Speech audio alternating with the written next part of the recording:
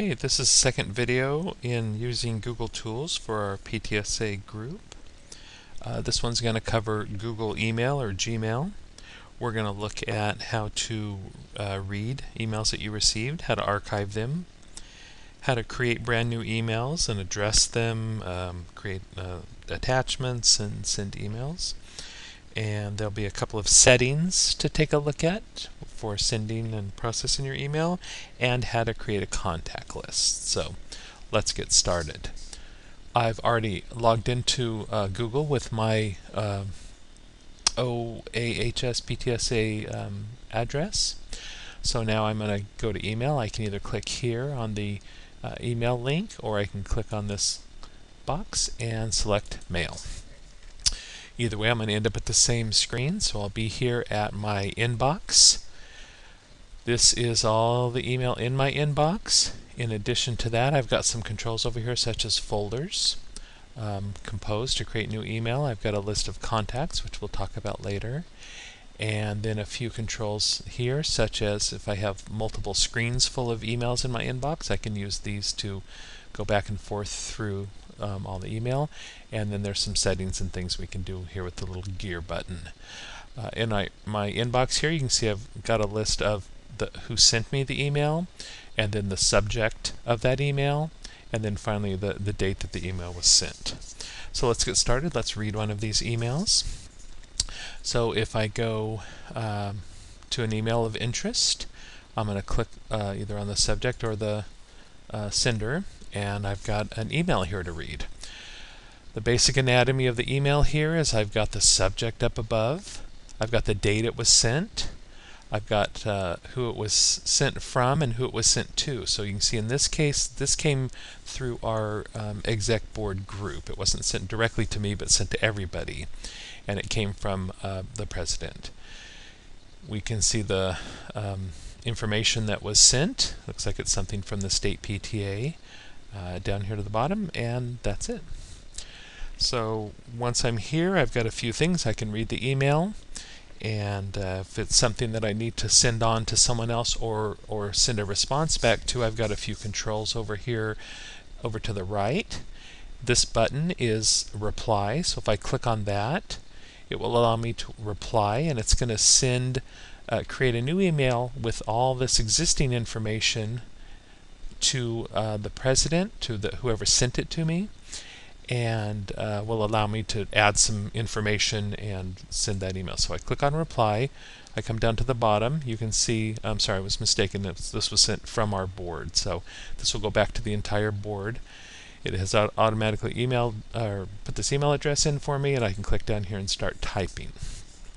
I'm going to cancel that, and typically there's one more option here.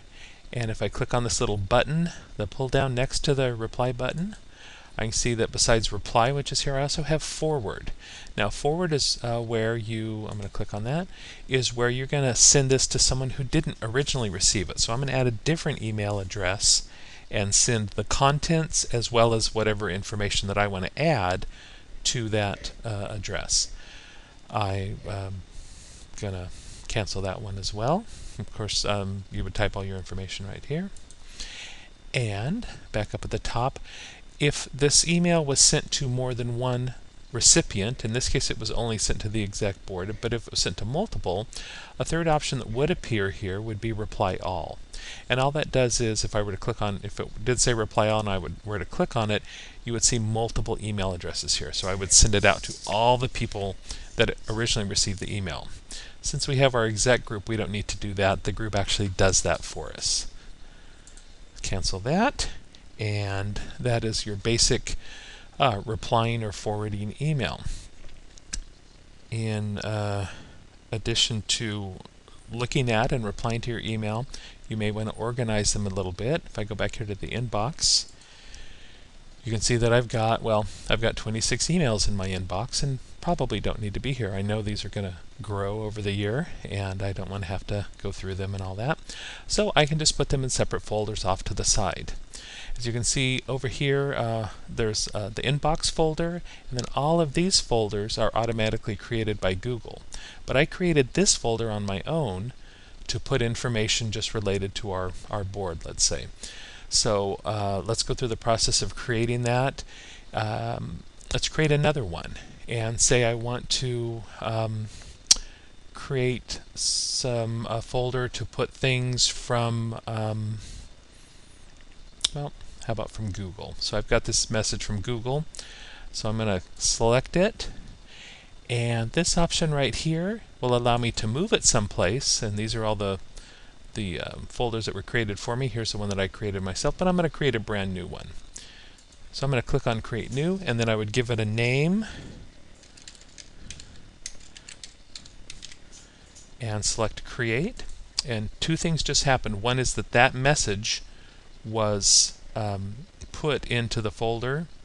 Well, actually, the first thing that happened was the folder was created, and then the message was put there. When I click on that folder, there's the message. I can click on it and interact with it just like we talked about earlier. Oh, there's the reply all, because this was sent to multiple people. So I can, now that I've got that, I can go back here, scan my box, and I see I've got a couple more from Google. So I'm going to select them. When I click on the folder, now it's going to show me the existing things. I'm going to click on that. My inbox just got 2 messages shorter because those are now moved over in this folder. So I do recommend something like maybe if it's information that's related to a particular year, that you create a folder with the date on it or something specific to that, then you can put it in that folder to help you find it, but also to help the next person that takes over your position to see these wonderful folders over here and go, oh, let's see what happened last year, and they can go click here and look at all your information. Now, one more little trick here.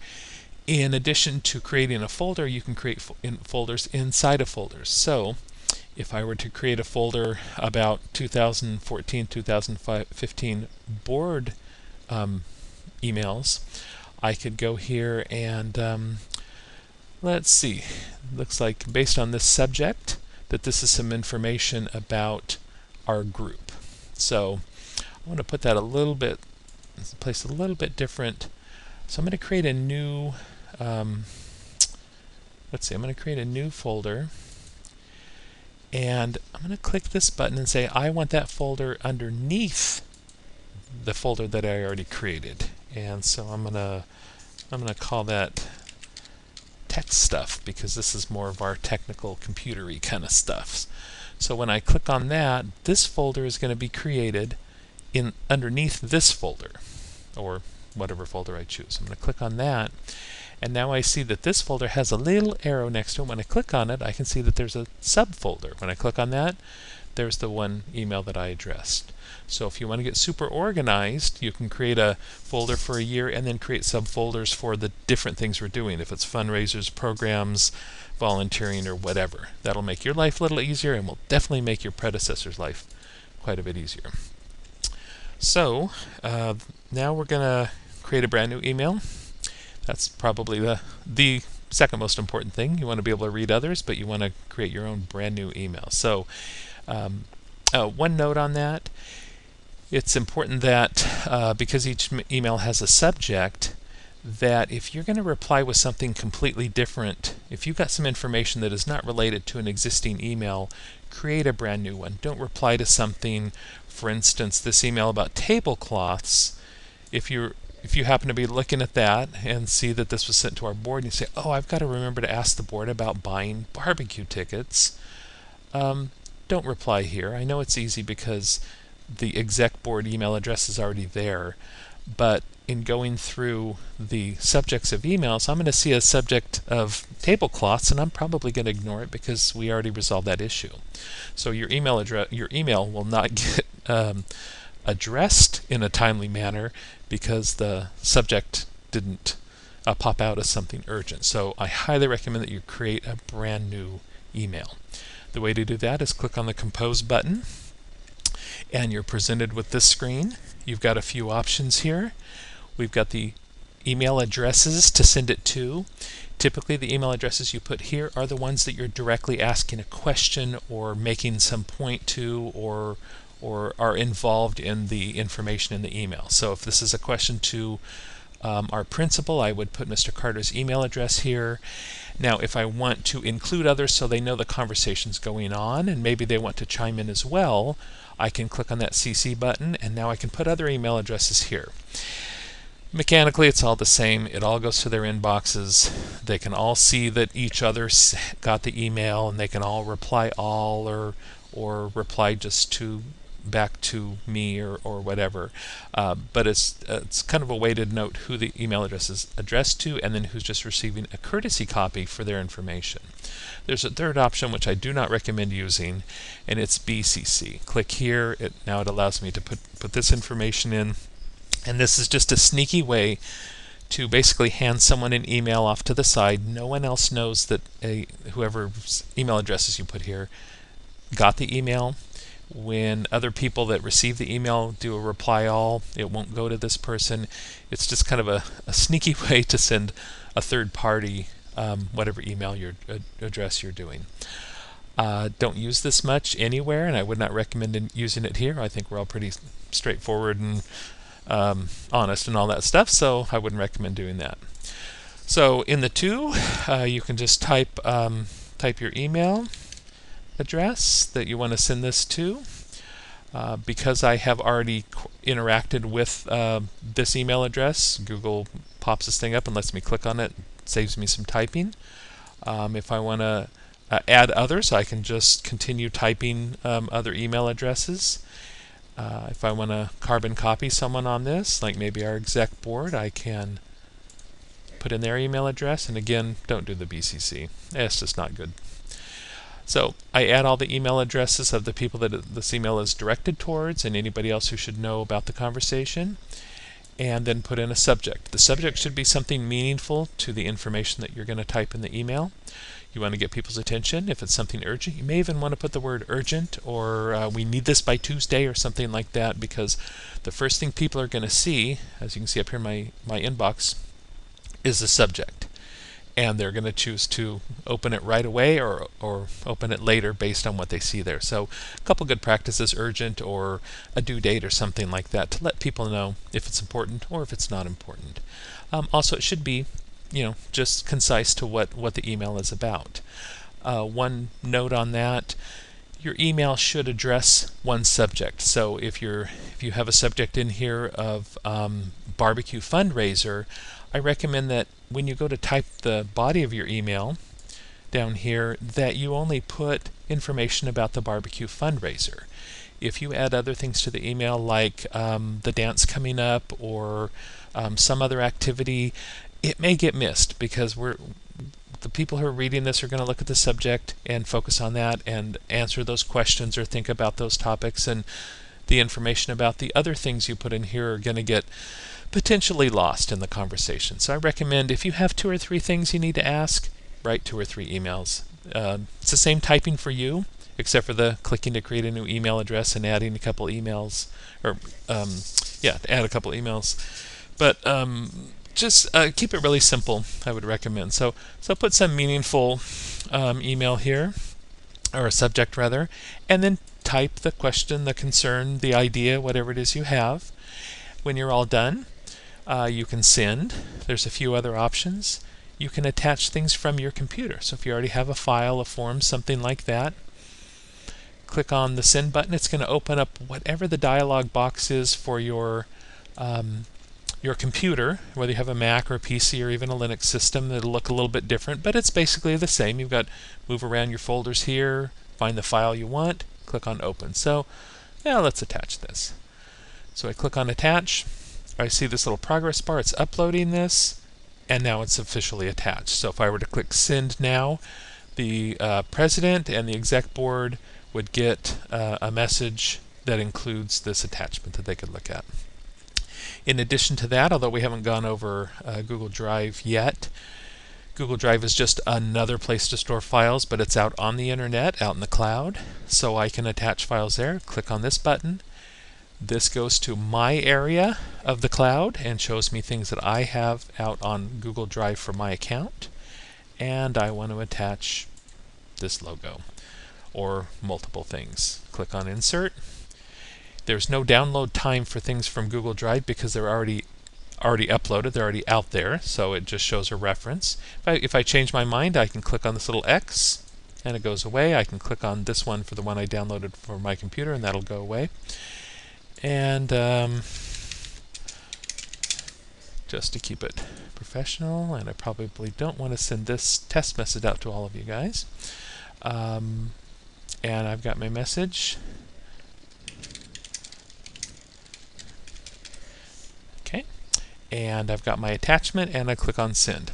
Off it goes, and within a second or two I get this confirmation my message has been sent. Just to double check my message was sent, I can go over here to the folders and this one pre-made one, sent mail. I click on it and I can see there's my message. I can see that it was sent. I can even click on it to see what it is I said, who it went to, the date and time I sent it. Because the date is today, it doesn't show a date. If I look at this tomorrow, it'll have today's date and the time. There's the attachment I can click on. Kind of cool. I can download it to my computer, or I can load it over to my Google Drive. Just like I did to load attachments, I can put them back on my computer or Google Drive. And then I can do things like reply, forward, do all those other things, because this is also an email. Okay, so a couple of settings that you can do to personalize your experience, to personalize your emails a little bit. Way over here on the right, we have settings and the settings option underneath that. These are about 100 different things you can do to configure the way Google email looks, the way it interacts with other things. We're going to look at a couple real quick ones. One is the general tab and the other is labels. Let's start with labels. Over here you're going to see a bunch of pre-made things, but in addition to that you can see the ones that we created. So here's the board one, here's the tech one that I created underneath that, here's a Google Stuff one that we also created. So I can interact with these. I can hide them, I can delete them if I want, I can add new ones here. So if I have an idea of what I want to create, I can create a bunch of empty folders just to make my life easier later. Click here, and it's the same kind of thing we saw earlier. Once you do something, it's officially done. There's no saving involved. We'll go over here to General, and there's quite a few settings. A couple of interest here. If you want to change how many emails are shown in your inbox at one time, say you've got 300 emails, at 50 each, I would have 6 pages of email to go through. If I really like to scroll, I can change that to 100, and then I will see 3 pages each having 100 of my emails. And contact sheets, same kind of thing. We haven't got into contacts, but how many contacts you show in a sheet. That reply button that we used, you can change its behavior to be reply all. That button's a shortcut. Like we saw earlier, reply all and forward are all on the little drop down next to that, but if you find yourself doing reply all a lot, then you may want to click that button, and all it does is change the behavior of that button. If you want to change the overall text, the look and feel of your emails, you can change fonts, you can change the size and the color of the text and some of the formatting here. These things really aren't that interesting. I do suggest that you create a signature. It's just a simple little thing that gets attached to the bottom of all your emails. And because this is an email address that's going to get passed down from person to person who has your particular position, it's nice to put your name. And in this case, I put the title and the year that I hold that title in the signature. So this will appear at the bottom of every email that I send. Next person takes over your account, they'll go in here and update it with their name and the years that they hold that position. And as people go back and look through the history of the emails, it'll be obvious who was actually in that job and who was sending the email. So I recommend doing that. Also clicking this little checkbox so the signature is up by the information you type. Other things down here really aren't that interesting. When you're all done, click Save, and you'll get a save confirmation up here, and you're all done.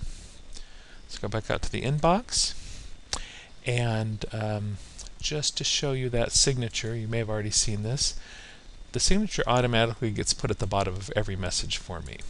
Some people will include a quote. Since we are a PTA organization, would be a good idea if you are going to put a quote or something to personalize this a little bit more. Put something appropriate to our organization, something about education, children, something not too controversial, and whatever you would like to put there. And keep it clean.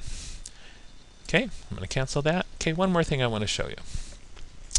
And that is contact lists. So we've been looking at mail the whole time, but there's a couple other things. I'm only going to show you contact lists right now.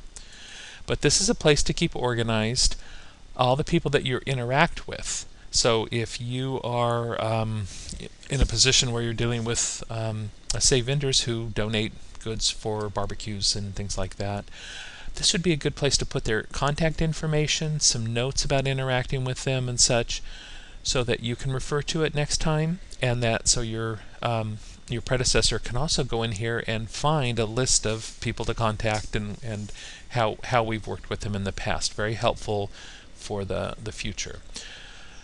As you can see, I already have 3, actually I have 4. There's one that I created here that I think I will just get rid of.